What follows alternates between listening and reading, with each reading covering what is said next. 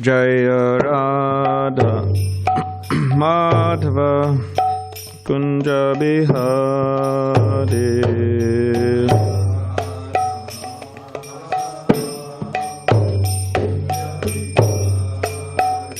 Jai Radha Madhava Kunja Bihari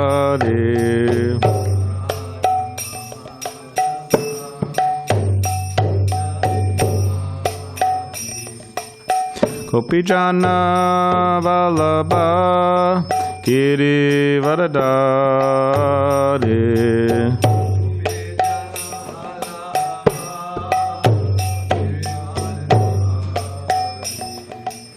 Gopijana Vallabha Giri Varadari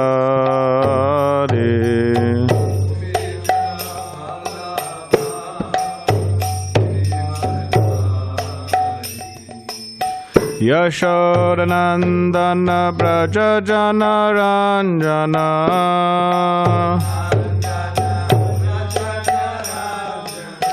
Yashodanandana Brajajana Ranjana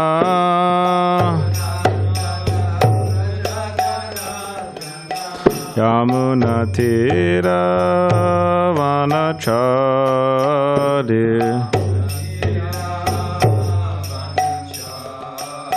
Yamuna Tira Vanachari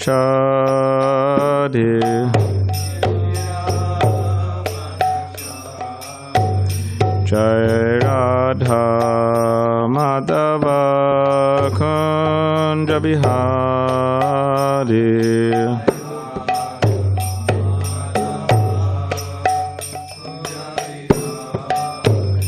Jai Radha Madhava Kunja Bihari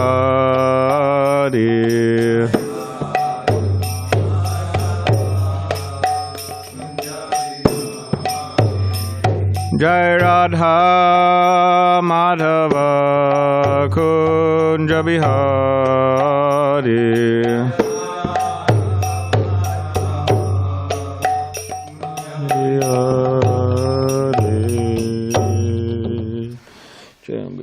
Paramahamsa Parivrajacharya Ashtakarashadashishi Madhusavanga Sesi Bhaktivedanta Swami Prabhupada Ki Jai Jai Om Vishnupad Paramahamsa Parivrajacharya Ashtotarashatashishi Madhusavanga Srila Bhakti Siddhanta Saraswati Thakur Prabhupada Ki Jai Anantakoti Vaishnavarinda Ki Jai Namacharya Srila Haridas Thakur Ki Jai Prem Sikaho Shri Krishna Chaitanya Prabhu Nityananda Shri Advaita Gadadhar Shivas Adi Gaura Bhakta Vrinda Ki Jai Shri Shri Radha Krishna Gopa Gopinath Shamakun Radha Kun Giri Govardhan Ki Jai Vrindavan Dham Ki Jai Navadvip Dham Ki Jai Ganga Yamuna Mai Ki Jai Tulsi Maharani Ki Jai Bhakti Devi Ki Jai Samaveta Bhakta Vrinda Ki Jai All glories to the assembled devotees.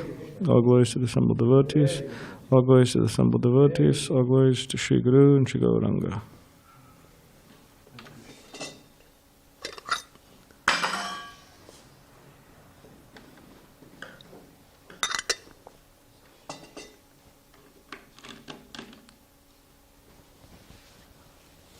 Okay. All right, so we're continuing our discussion of the Srimad Bhagavatam. Thank you. Discussion of the Srimad Bhagavatam, Canto 5, Tale of the Creative Impetus, Chapter 21, The Movements of the Sun. And we're going to, by the request of Dravida Prabhu, so we're going to read the chapter summary.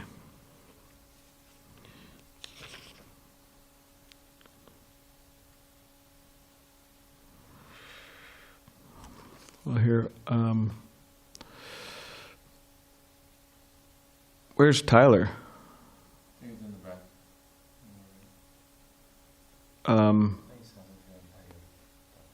Yeah, do you think you're good?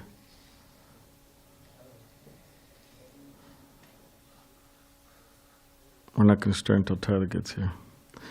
Hare Krishna, Krishna Krishna, Hare Hare, Hare. Man, it'd be tough if we did that, huh? We didn't start till certain personalities got here. So I probably wouldn't have class at certain times. Is he coming?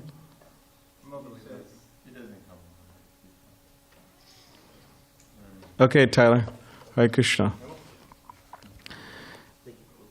Can you give Tyler the mic, please?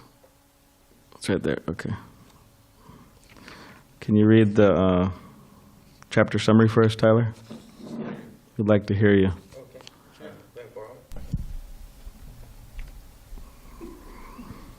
Got to practice for your Bhagavatam class that you'll give. Thank you for the service. Okay, so Eventually. this is chapter 21. Srimad Bhagavatam, 5th Canto, chapter 21, chapter summary. This chapter informs us of the movements of the sun. The sun is not stationary. It is also moving like the other planets. The sun's movements determine the duration of night and day.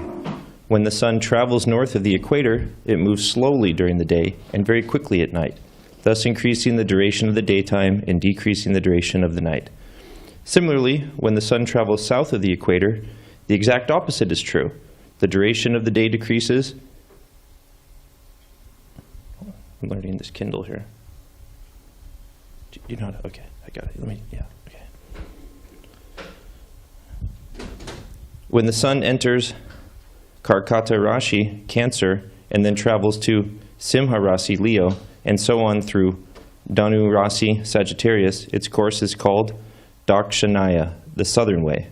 And when the sun enters Makara Rasi, Capricorn, and thereafter travels through Kumbha Rasi, Aquarius, and so on through Mithuna Rasi, Gemini, its course is called Uttarayana, the northern way. When the sun is in Mesha Rasi, Aries, and Tula Rasi, Libra, the duration of the day and night are equal. On Manasatora mountain are the abodes of the 4 demigods.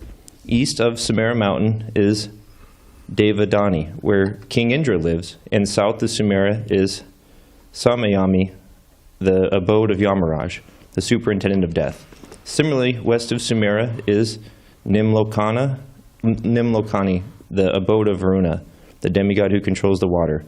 And north of Sumera is Vibhavari, where the demigod of the moon lives. Sunrise, noon, sunset, and midnight occur in all these places because of the movements of the sun. Diametrically opposite the place where the sunrise takes place and the sun is seen by the human eyes, the sun will be setting and passing away from human vision. Similarly, the people residing diametrically opposite the point where it is midday will be experiencing midnight. The sun rises and sets with all the other planets, headed by the moon and other luminaries. The entire Kala-cakro, or wheel of time, is established on the wheel of the sun's god's chariot. This wheel is known as samasta-sura. The 7 horses pulling the chariot of the sun are known as Gayatri, Bhramati, Ushnik, Jagatai, Trishtup, Anustup, and Pankti. They are harnessed by a demigod known as Arunadev and a yoke 9,000 yojanas wide.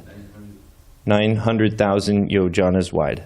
Thus the chariot called Adityadeva, the sun god. Thus the chariot carries Adityadeva, the sun god. Always staying in front of the sun god and offering their prayers are 60,000 sages known as Valikilayas. They are 14 Gandharvas, Apsaras, and other demigods who are divided into 7 parties and who perform ritualistic activities every month to worship the supersoul through the sun god according to different names. Thus, the sun god travels through the universe for a distance of 95,100,000 yojanas, 760,800,000 miles, at a speed of 16,004 miles at every moment. Thus ends the summary. Sure. Okay.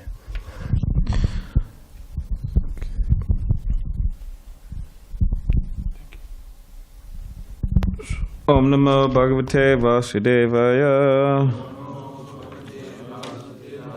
Om Namo Bhagavate Vasudevaya. Om Namo Bhagavate Vasudevaya. So we'll just start with Shri Shukavacha etavan evabu vala yasya sanivesha paramana lakshano nato vyakayataha. Shukadeva Goswami said, "My dear king, I have thus far described the diameter of the universe, 50 crores of yojanas or 4 billion miles, and its general characteristics, according to the estimations of learned scholars. 2. As a grain of wheat is divided into two parts, and one can estimate the size of the upper part by knowing that of the lower, so expert geographers instruct one can understand the measurements of the upper part of the universe by knowing those of the lower part.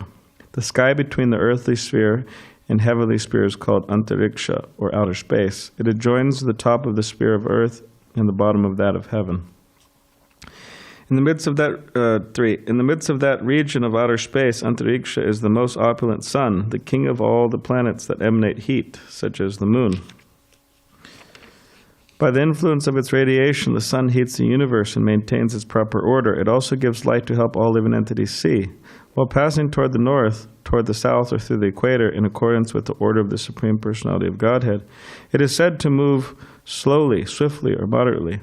According to its movements in rising above, going beneath, or passing through the equator, and correspondingly coming in touch with various signs of the zodiac. You have a Kodiak. Is it Kodiak, right? Oh, sorry, Kodak. So I'm really off. Zodiac, Kodiak, Kodak. Okay. What is Kodiak? That's not even... City in Alaska? Okay. I've had a long last 5 days. Kodiak. Zodiac. Okay.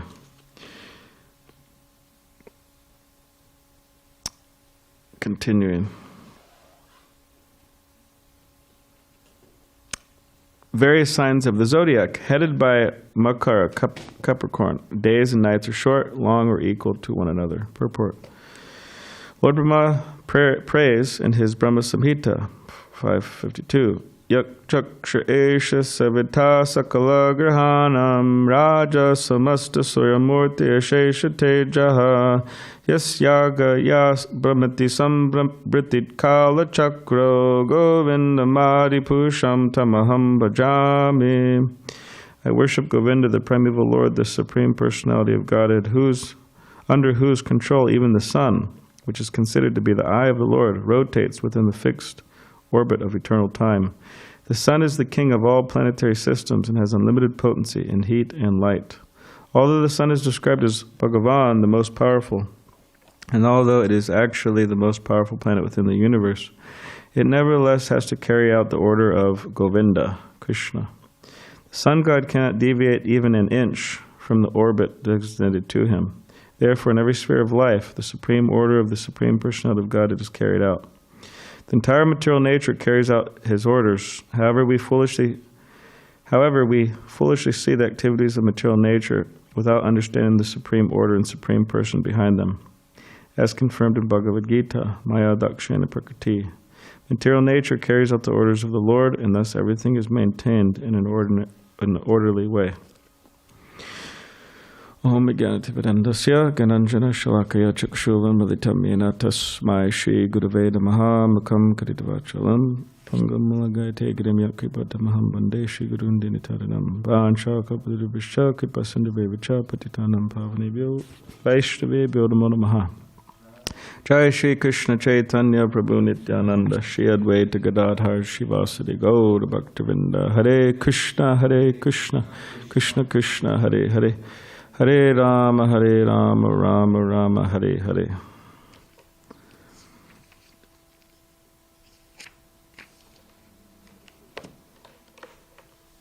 So I take it you two got married recently? Oh, about to get married. Today. All right. Where will the ceremony take place? Here? Oh, okay. I didn't know that. I see. Okay, they didn't inform me. Not that they have to inform me, but yeah, congratulations to you. I was just thinking, you're wearing bangles, which Bangles, right? What do you call them? Yeah. So, if anyone could notice or hear, when you wear many bangles, it makes a sound. Yeah, it makes sound. Whereas if you're just wearing one, there's no sound. So similarly, the Srimad Bhagavatam, this particular book, later on in the book, it explains that if you have many people together, then there'll be sound or there'll be quarreling. Whereas one person, I guess they could fight with themselves, but with their own mind. So yeah, the Bhagavatam explains that.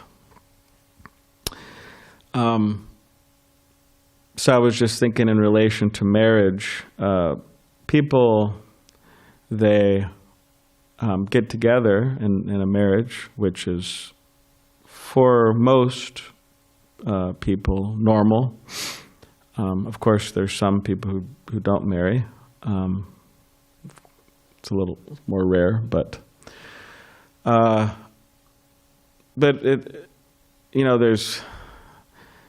because there's two people, there may be some quarreling sometimes, right? Or some disagreements, naturally.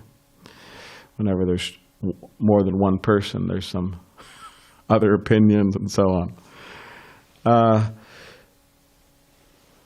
But as Srila Prabhupada, he would quote a particular account of Mahatma Gandhi and his wife, which you don't hear much about. At least I haven't heard much about Mahatma Gandhi's wife. You always hear about Mahatma Gandhi, but actually, now that I think about it, there's no image in my mind. Of course, I didn't grow up there in India, so maybe, do you have the image of Mahatma Gandhi's wife? Do you know what she looks like? So you don't know what she looks like. What's her name? Kasturi? Kasturba. Okay. You have all seen her before? Pictures of her? Pictures, yeah. You've seen picture? Okay, anyways, whatever. Mahatma Gandhi's obviously more famous than her, right? So, but Srila Prabhupada, our spiritual teacher, he would quote a particular case in their life, and that they had a custom that sometimes they would disagree about things. They would quarrel. And there was a particular time where he said, leave the house, he told her, go. He was really mad, apparently. And she left. And then a few minutes later, she came knocking on the door. And then he opened the door, and she said, can I come back in? He said, yes, you could come back in. So in other words, there was some disagreements, but they weren't taken so seriously. So that's an important aspect for anybody who wants to have a successful relationship, whether it's marriage, whether it's friendship, whatever it is. And in marriage, there should also be friendship, but that they don't take the disagreements or whatever so important. It's not so important. They don't take it so seriously. And then once we start taking things seriously, then they have such a thing. It's called, they separate, divorce. So we could try to not take it so seriously, but it's a little challenging because it's the age of Kali, and the age of Kali is characterized by two things. Remember what that is, Tyler? Quarrel and hypocrisy. Yes, quarrel and hypocrisy. So we have to check those. In other words, it's a tendency that we may have in this age, so we have to check them, control it. And we're able to do that by reading the messages, spiritual messages of Krishna, chanting Hare Krishna. So, anyways, I was just thinking in relation to bangles. So, So, in this particular verse in purport,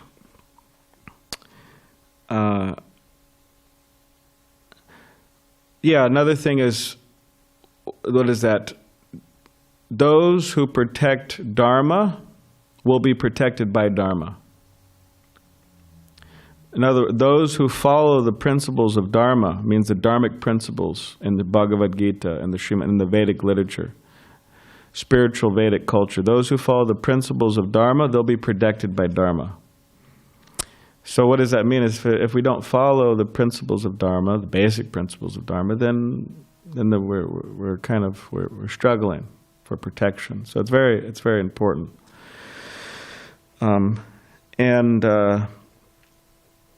Whatever particular status one is in life, there's dharmic duties that have to be performed for men, for women, for married men, for married women, for everyone. For students, means in the ashram, for traveling preachers, sannyasis, right? There's duties, dharma. So if we follow those, we'll be protected. Means we'll be able to have a successful, happy life. So,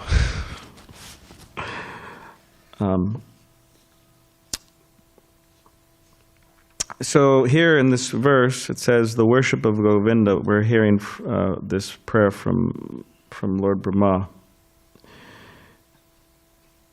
When I was walking with Bhrigupati Prabhu, those of you who know him, Los Angeles, Bhrigupati Prabhu, he visited here a number of times throughout the years, and I would try to go on a japa walk with him. He walks really fast, like really fast. You could test yourself. I have some stamina. I have some strength. But he's like, what is he now, 70 something? Yeah, close to 70. But years ago, it was probably 65 or something, and I was, however old I was, 30 or 25 or something. But anyways, I'd go on the walks with him. One time we walked all the way up to Mount Soledad. That's where the big cross is up there. So it's not that far of a walk, but in one sense it is. But he was going fast. I couldn't keep up with him. I was behind him. He was a little, So it was an experience, and he always walks like that, very, very healthy. Srila Prabhupada would also walk very fast. One time when Srila Prabhupada was walking around a pond in Kolkata, he had a group of disciples with him. These disciples were in their 20s, and Srila Prabhupada was 70. He's walking really fast for health purposes. It's good to do that, something like that. Health is important.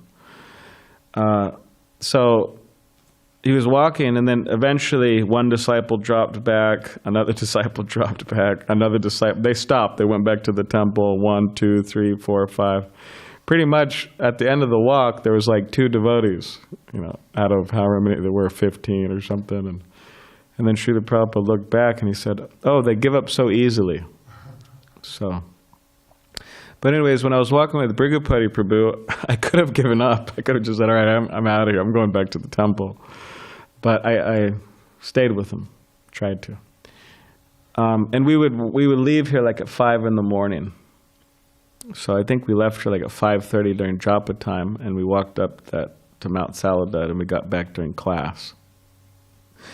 So when we were walking it was dark, and then we would see the sunrise. And we also walked on the beach a few times and saw the sunrise. And each day I was walking with him, and the sun would rise. He would see the sun, and we would see the sun, and he would chant this verse. cakṣur aśeṣa savitā sakala-grahāṇāṁ rājā samasta-sura-mūrtir aśeṣa-tejāḥ yasyājñayā bhramati saṁbhṛta-kāla-cakro govindam ādi-puruṣaṁ ahaṁ bhajāmi. So he's offering this when he's seeing the sunrise.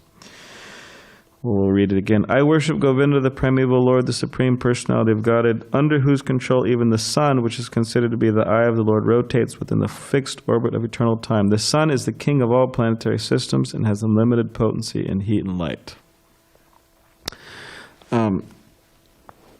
So in this way, he would offer respect to the sun. Now, this may seem like a very, to some people, what is it? Very primitive. Let me guess. He also worships. He worships the sun. Let me guess. He probably worships trees.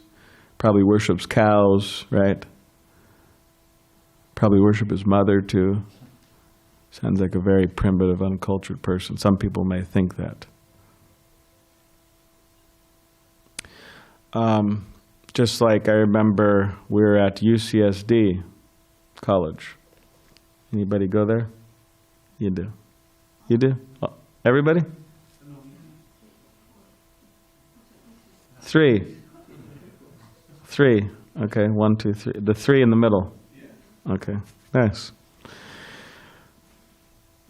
That you're coming here from UCSD. Anyways, there's a person, and actually my friend, he had a club there. We had like a Bhakti yoga club, and he was from Iran. So, and he would teach yoga there, but he didn't have a license. He didn't have a license for yoga. Didn't know what he was doing. Anyways. That's not advised to do that, but he was just, for the purpose of spreading Krishna consciousness, right? Anyway, so he was there, and there's a table set up, a book table and this and that, and some American man came up to him, and because we were like advertising our farm, and we had pictures of our cows there. Because we're taking care of cows, trying to, right? We are, but it's important. Krishna says in the Bhagavad-gītā that the principle of cow protection, right? That's part of real human civilization. So, anyways, this man said to him, "You worship cows?" That's what the man said. "You worship cows?" And my friend said, "Yeah, I worship cows. I worship cows just like you worship dogs." Means that in America and other places of the world, and of course it's becoming more and more a fashion throughout the whole entire world, people are taking care of dogs, and in some cases practically worshiping them, decorating them and right, making sure they're very... So then the American man said, "Oh, okay, makes sense, all right," because we offer respect to Hare Krishna Sreshwar. Welcome to you. We offer respect to cows, and of course, as Bhajanarayan Swami has mentioned a number of times, he said, "When's the last time anyone's ever was raised on dog milk?" It means cow milk. That's what people grow up with, and what is seen generally to be a healthy thing. Of course, there's the vegan movement and other opinions, but anyways, that's another discussion. So, yeah, but people may say, "Oh, uncultured, worship this and that." But it's just a principle of it's a basic, and not because it's basic, it's not important, but because sometimes people think, "Oh, basic means it's not important." But actually, basic things have to be understood and practiced before one could go any further. People say, "Oh, let me jump to the more esoteric or more important principles." Well, what about the basic ones first? Just like people may say, let me become a follower of a resident of Vrindavan. Good. That's good. Right? That's called raga nuga bhakti, right? To follow in the footstep of a particular resident of Vrindavan. That is within our tradition. But before that, what about following a resident of Vrindavan in their, you could say, sadhaka rupa or sadhaka form? In other words, like you have Rupa Goswami, who in his siddha form is a manjari, right? Rupa Manjari. Whereas in his form in this particular world is Rupa Goswami. So in other words, to jump trying to follow Rupa Manjari without following Rupa Goswami means in this particular world what he did, his preaching and his writing and so on, that's a mistake. So we have to follow, and we see that Rupa Goswami and his external mission, and external doesn't mean less important, just means what he's doing in this external realm for the benefit of others. There were certain activities he was doing, mainly spreading the message of Krishna. Whereas in his internal world, he was serving Krishna in a particular way. So we have to focus on the basics before we go further. But people think maybe this is basic. Oh, son, cows, mother, this and that, or what? But it's important. It's important. We should feel grateful to Krishna for providing such things, necessary things. Like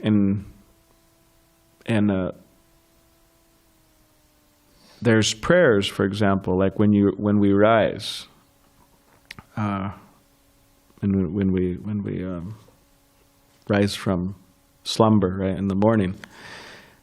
So there's prayers that could be chanted, to Mother Earth, and please forgive me for stepping on you, and so on. So to feel gratefulness for these things, not for like, okay, great, the sun is shining for my sense gratification, for my, right, or this or that, or I have such nice things for me, right, me. Not like that, but like God is an order supplier, means he's just like there to give us things. But to see these things in relation to Krishna, and to see these things, like Krishna says, I am the light of the sun. That's what Krishna says in the Bhagavad-gītā. I am the taste of water. I am the ability in man. And so on. I am, what he says, of seasons, I am spring, right? Yeah. So there's so many of purifiers, I am the wind. So in other words, we could see all of these, we could see Krishna, actually. So that's how we should see things and be grateful for them. Not that we never think about it. It never crosses our mind. That's not very good. And if it's not crossing our mind, or it's not crossed our mind enough, we could train ourselves to think like that. One devotee, I thought was pretty interesting, he went through like a whole chain of he was sitting down to have his prasadam, his breakfast, and say, thank you for Krishna for accepting this offering. Thank you to the cook for cooking this. Thank you for the pujari for offering this. Thank you for the boga shopper for buying this. Means for the grocery shopper for buying this. Thank you for the farmers for growing this, right? Thank you to the demigods for providing, right, under Krishna's management. Krishna's the supreme boss, but thank you for, right? So he went on this whole chain, and then he would yeah, and then after that he'd only have 5 minutes to take his breakfast, and he had to go do what he had to do. No, fortunately this isn't like the, what do you call, army training they do, or the boot camp. Boot camp's really intense. I was talking with somebody. Boot camp, they say, okay, you got 3 minutes to have your breakfast, and they're timing it. They're timing it. Oh, really? And then they come actually in 2 minutes, and they say, okay, get up. And it's really intense. One Krishna Kumar's brother said he came to the temple and he stayed for some time, and he left early actually. He said, this is worse than boot camp. Of course it's not, but it was his perception. So so we could meditate on these different things. And it is not uncultured, it is not uncivilized, it is not primitive, but is actually a part of being a cultured human being. So, okay, does anybody have any questions or comments? Okay, Vaikunta. It's actually on your very, very last point, but when our son was in Gurukul in Mayapur, one thing he learned was it's best that boys go to Gurukul, but if they don't have that opportunity, next best thing is the military. As far as developing the qualities of a man, That's interesting. Interesting. Yeah, I thought, I met a number of those guys up in, what's that place? Oceanside? Because they, on Friday, Saturday, they hang out up there. That's where Camp Pendleton is, and they go roaming around. And most of them, of course, some of them are interesting fellows, but most of them are quite respectful, quite nice, and they give donations for Srila Prabhupada's books. And Brigupati Prabhu from Los Angeles, he would actually specifically make it a point. He hasn't done it so much recently, I don't think, unless maybe he's done it secretly, but he would actually make it a point to drive all the way down from Los Angeles just to go to Oceanside, just to talk to these guys, to distribute books. He thought they were so good. So anyways, whatever. That's another point, but yes, Tyler. There's so much about the sun god here, and there's an interesting point, because they're calling him Bhagavan, the most powerful. He's the most powerful planet within the universe. So it says the sun god cannot deviate even an inch from the orbit designated to him. So therefore, in every sphere of life, the supreme order of the personality of Godhead is carried out. So that kind of struck me. So the most powerful demigod can't even deviate an inch from his orbit. But we hear in these pastimes of other demigods, they powerful emotions overcome them, and they do things like pour down a bunch of rain or withhold it and things like that. That seems like they would be deviating an inch out of their orbit in a sense, because they're doing these things that are kind of rascally. But then again, is that still under the control of Krishna? He's trying to have them act that way to have pastimes occur, or can they get out of their orbit even an inch, or am I confused here? Well, the sun god, at least from the descriptions that we hear in Srila Prabhupada's books, which that's the main descriptions we're hearing, he's not described as somebody who kind of, he's not described as somebody who tends to deviate. So it seems that he's maybe more of a steady devotee, maybe more fixed in his duties.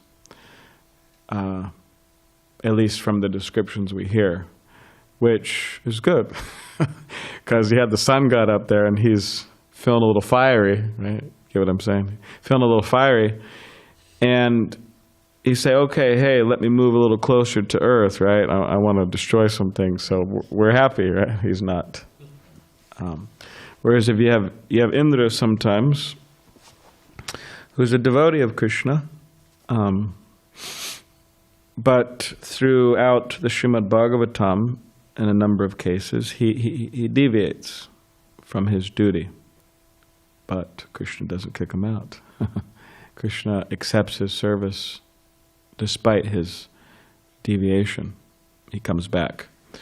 So, but yeah, we don't see that the sun god doing those things. And we don't see also a lot of demigods doing those types of things. So, yeah.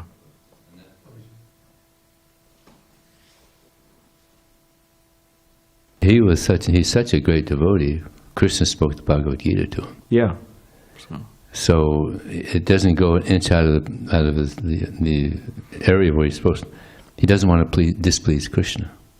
He's a great devotee. So he doesn't want to harm anybody. The sun is pretty hot. So yeah, he's a great devotee. Yeah.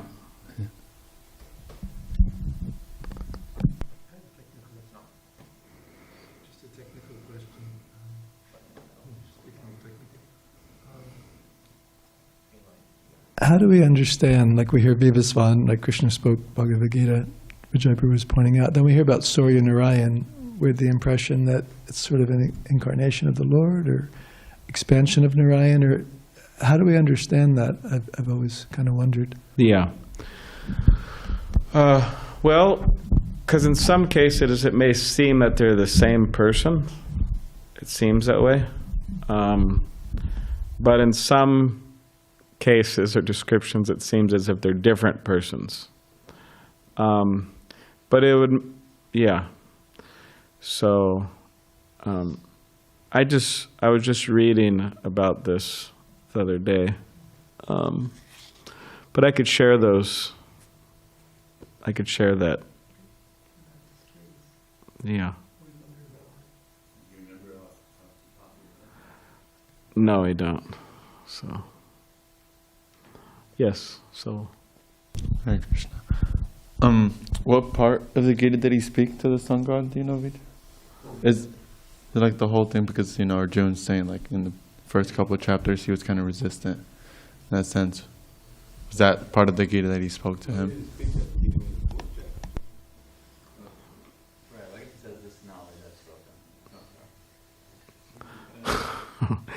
Well, he wasn't speaking to Arjuna, so, but he was speaking to Vivasvan, so it's,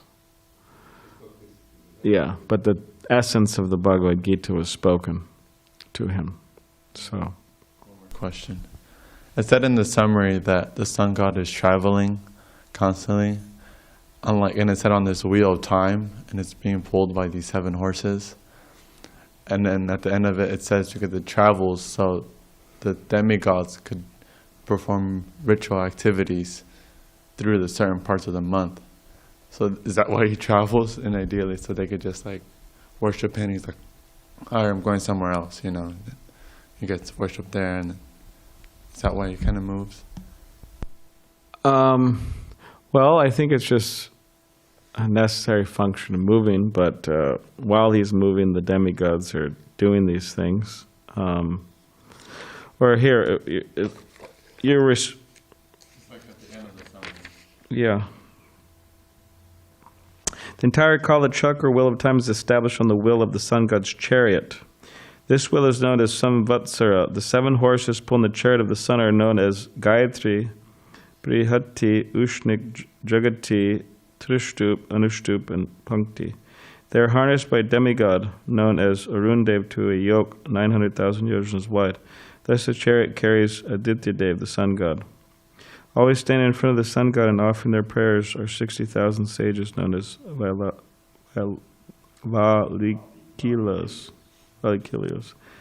There are 14 Gandharvas, Apsaras, and other demigods who are divided into 7 parties and who perform ritualist activities every month to worship the Supersoul through the sun god according to different names. So, as far as, does anybody have anything to say about souls?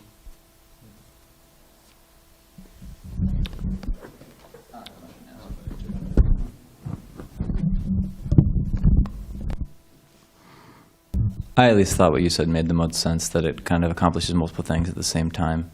I thought of an example when you first asked it, but now I lost it. But yeah, some things are like that, where it perfectly, accomplishes multiple things at the same time. That's all I could think of. Yeah, it's kind of like, for example, you could say, like a great devotee or whatever, a preacher, a teacher of Krishna consciousness is traveling all over. And say, well, that's what he does. Travels, like that's the nature of they're traveling. So while they're traveling, then there's other persons who offer whatever, some respect and some type of praise and things like that. So that it's a similar principle. There's traveling, the sun god, right? There's traveling, and then there's the sages there, and they're offering their respects and so on.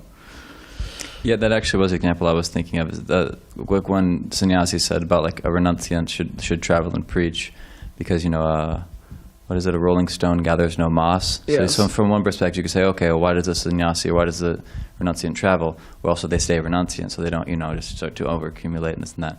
But you could say that and it'd be correct, but also we tend to focus on why does a renunciant or why does a person travel? To help as many people, give. So both are true, and it accomplishes both things at the same time. Yeah. It's good for them, good for other people. Yeah. Seems. Reminds you a little bit of the elephant parade in Mayapur every Saturday when the deities come out, and then they stop in all the different quarters of Mayapur, and all the residents come and they offer bhoga, they offer an arti. The Lord receives everything. It gives them the chance to reciprocate with the Lord in service. Yeah. So these great devotee personalities. There's deities on the other. Yeah.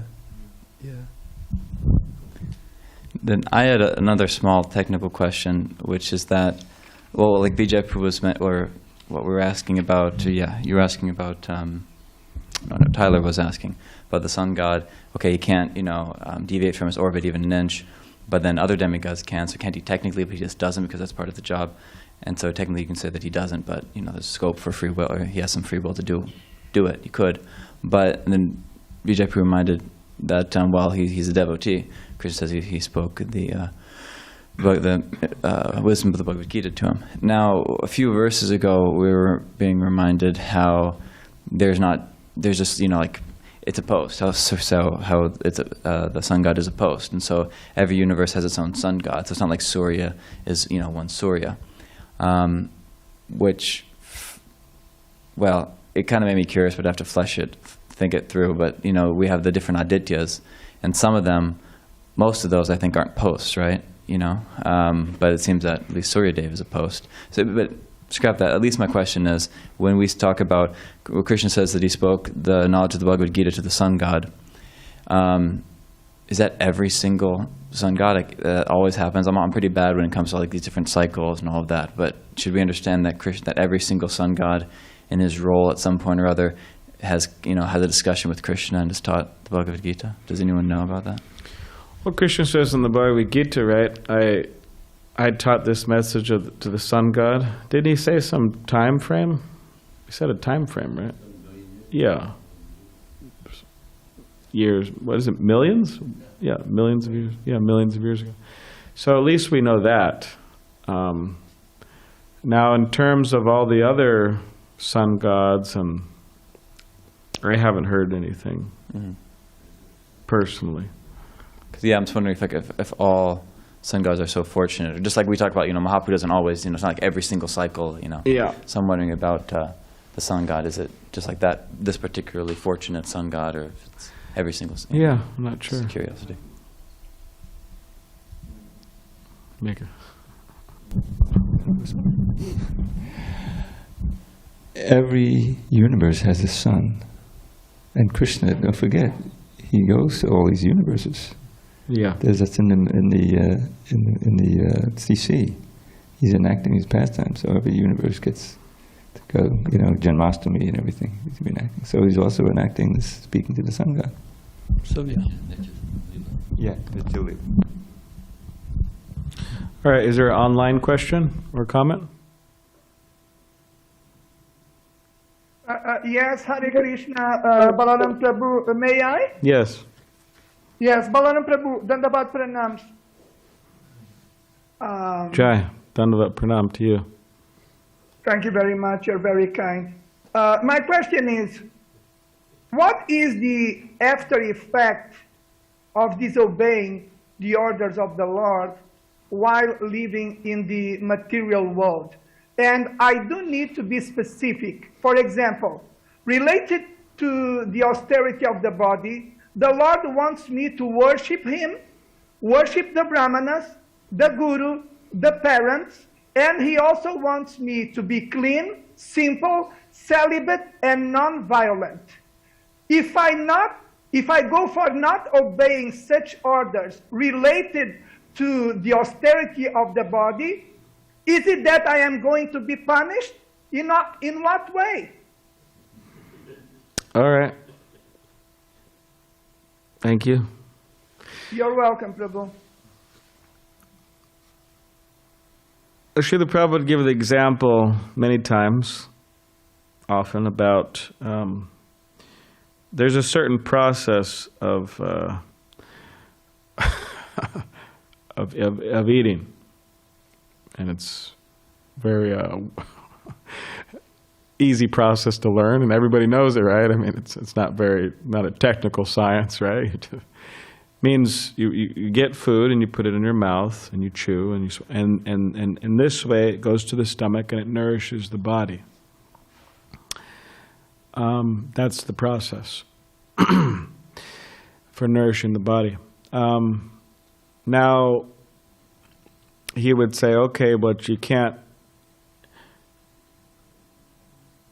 So by feeding the stomach, everything is nourished. And similarly, he would say, by watering the root of a tree, all the branches and leaves are nourished. That's the process. So once he was saying this, and one of his disciples in New Vrindavan, West Virginia, raised his hand and asked a question. And he said, Srila Prabhupada, you said that the process of eating is you put it in your mouth and it goes to your stomach and nourishes the body, but there's other processes of eating. You could get it, whatever, this way, that way, and through tubes and this and that and all types of things. And then Prabhupada said, that is for a diseased person, not a healthy person. That's for a diseased person. Healthy person. So in other words, by serving, the idea is that by serving Krishna, we feel nourished because we're part and parcels of Krishna. Mamaivangsho jiva loke jiva bhuta sanatana. We are all part and parcels of Krishna. We're intimately connected with Krishna, right? Krishna says, ahaṁ bija prada prada. I am the seed-giving father and mother and so on. So we're intimately connected with Krishna. So by serving Krishna, the Supreme Personality of Godhead, we feel nourished. Just as by feeding the stomach, the body is nourished. Similar principle. And again, he told the disciple, okay, you may try to eat otherwise. You may try to do all types of experiments, happiness experiments in the material world.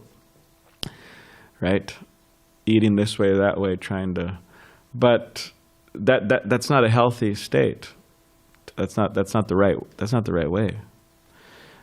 So Krishna's given his instructions. Okay, be clean. This, that. Worship the Brahmins. Worship the spiritual master.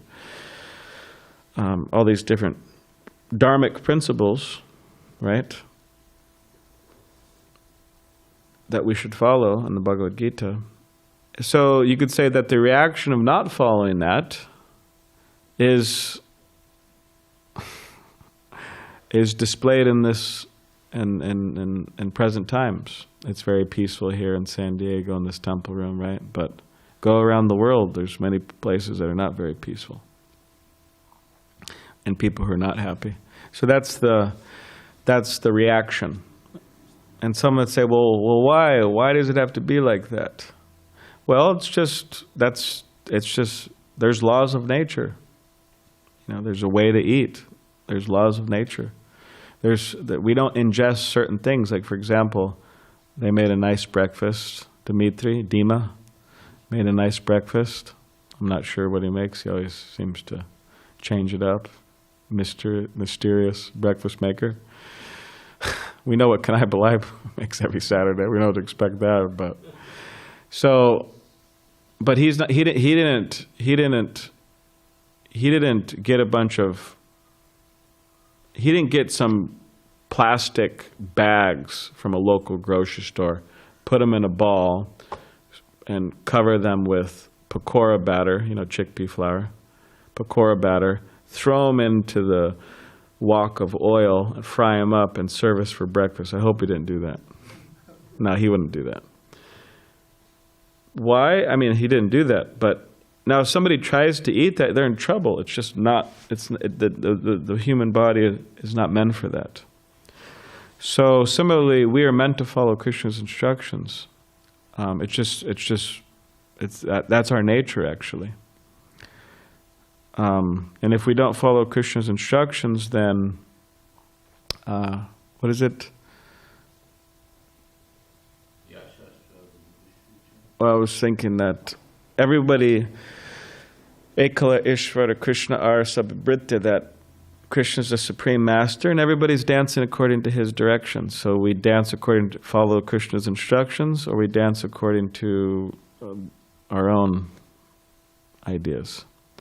So yeah, the result is this mixed happiness, unhappiness, all these different things.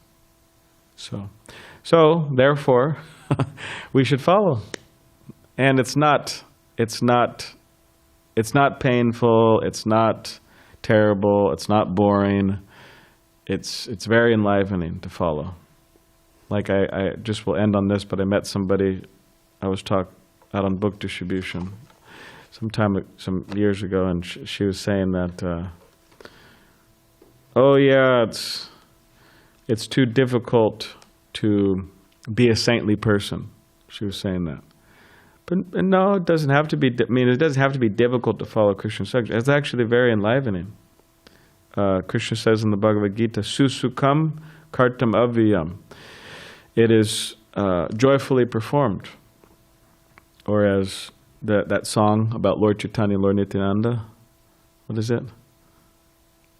Bhajo Bhajo Bai, Chaitanya Nitai, Surida Vishvashikori. The process is simply joyful. So, yeah.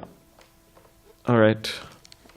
I hope that I saw the camera move a little bit, so maybe that was like.